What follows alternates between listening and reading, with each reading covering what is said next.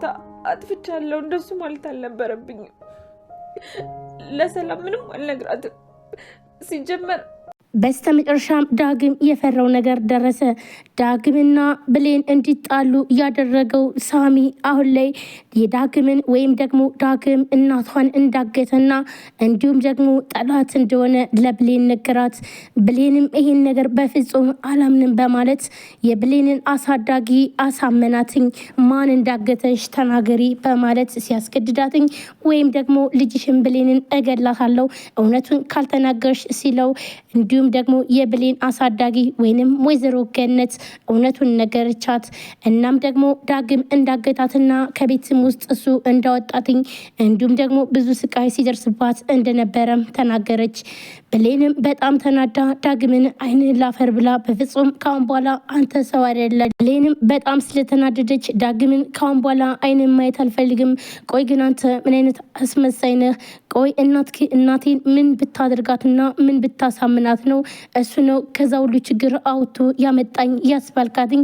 አንተ አስገድዳት ነው ለካ ለኔ ያዘንክ መስለህ ከጎኔ ሆነህ እናቴን አግተህ ለካ አንተ ነህ ይሄን ሁሉ ስራ ስትሰራ የነበረው በማለት ብሌንም አይንህም ማየት አልፈልግም ወይም ደግሞ ይሄን ስራ ሰርታልና አስይዛለው ስትለውም ዳግምም እያለቀሰ በቃ እባክሽን ብሌን ተረጅኝ፣ ይህን ነገር ያደረግኩትኝ ለአንቺም ሆነ ለእናትሽ ስል ነው።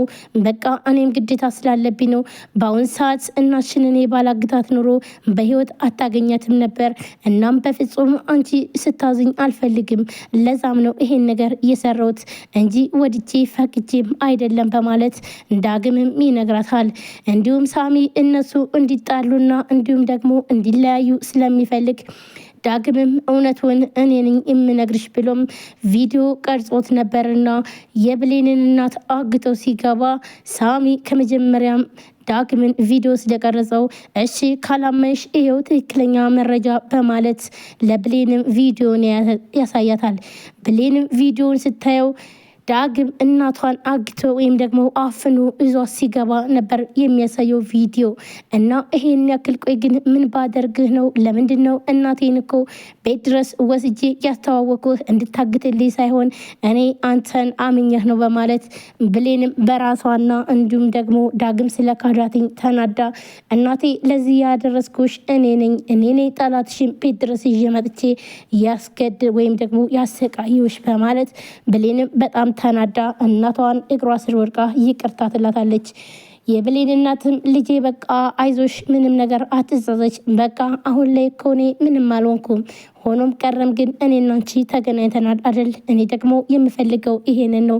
በፍጹም ልታዝኝ አይገባም። በቃ የኔ ልጅ በማለት ወይዘሮ ገነትም ብሌንን ምንም አይደለም በማለት ታባብላትም ነበረ። እዛ ጋር እውነቱን መናገር ትፈልጋለች የብሌን እናት። ነገር ግን ደግሞ ከተናገረች ሳሚ በልጇ አስፈራርቷታል።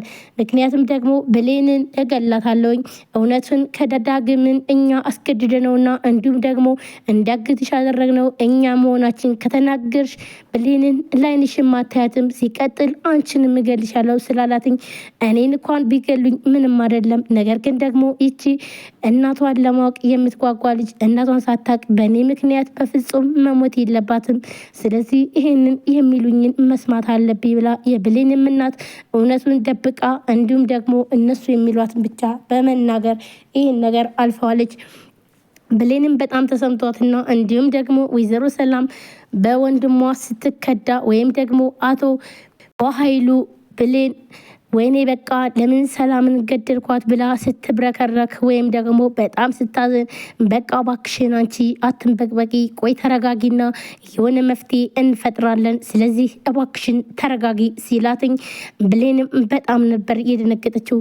ቆይ ግን ይሄ ሰው ምን አይነት ጨካኝና አረመኔ ቢሆን ነው? ቆይ እኔ እና እንዲሁም ደግሞ እናቴን ማሰቃየቱ አንሶት ለራሱ ለገዛ እህቱ የጨከነ ሰው ነው። እናም ይሄ ሰውዬ ምን አይነት ተፈጥሮናል? ይህን ሰውዬ ማጋለጥ አለብኝ በማለት ብሌንም አቅም ባይኖራትም ነገር ግን ደግሞ ባለኝ ነገር ሰላምን መርዳት አለብኝ። በቃ ሰላም እዚህ ወርቃ እነሱ ግን ስለሌላና እንዲሁም ደግሞ ራሳቸውን ነፃ ለማውጣት የሚሞክሩት ነገር በጣም ያሳዝናል በማለት ሳሚም ቁሞ ነበር ያየ እና ይችን ሰው በቃ ወደዛ መጣን አለብን።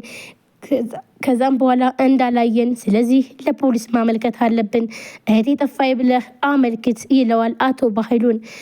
አቶ በኃይሉም ይህንን የሳሚን ምክር በመቀበል ወይዘሮ ሰላም እዛ ጋር ወድቃ እነሱ ግን እንዴት እንደሚወጡና እንዲሁም ደግሞ ራሳቸውን ከወንጀል ነፃ ለማድረግ የሚሞክሩት ነገር ይህን ነገር እያሰቡም እያለ ነገር ግን ቃል ቆይ ግን እኔ ምንም ነገር ለምንም ብዬ እንዴት ቆይ ግን የሰው ነፍስ አጠፋለሁ በማለት በጣም ተሰምቷትኝ እያለቀሰች ነገር ግን ደግሞ አቶ በኃይሉ የሚፈልገውና እንዲሁም ደግሞ ከዚህም በፊት በመርዝ በግብ ላይ ጨምረሽ ወይም ደግሞ ሻይ ላይ ጨምሪና ስጫትኝ ሲላት እንደነበረ ሁላችንም እናውቃለን።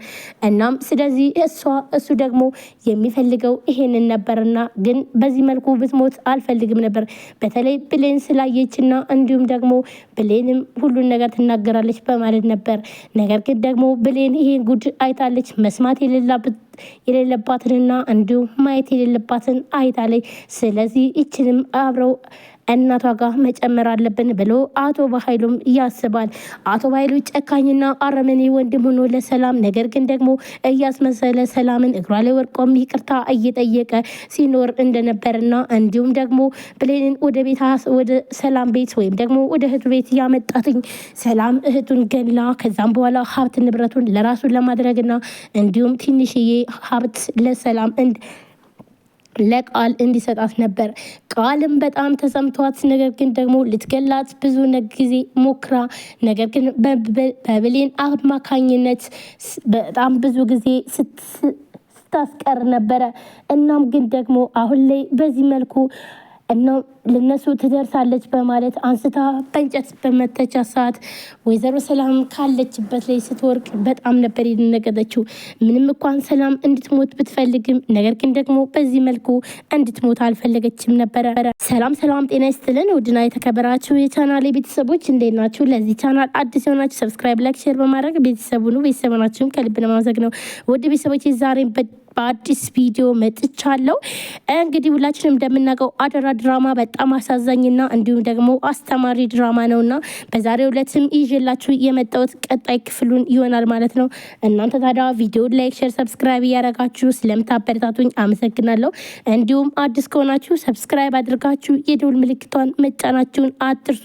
ውድ ቤተሰቦቼ ቀጥታ ወደ ቪዲዮ የሚሄድ ይሆናል።